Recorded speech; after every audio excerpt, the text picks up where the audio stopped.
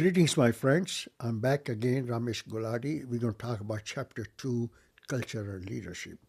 To me, if you don't have right culture, right leadership support, right environment to speak, your initiative may not work.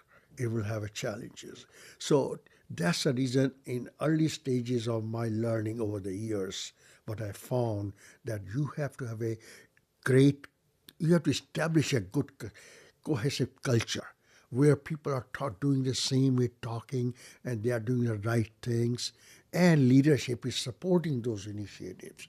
If you don't have right support, don't have right resources, all your initiative may not work right.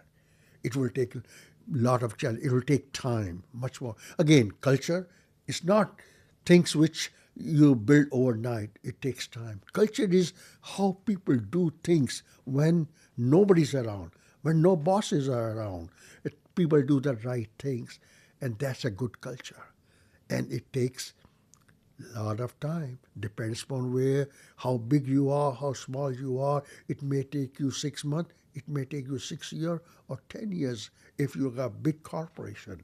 But culture is a very, very important foundational block for a good mates reliability program.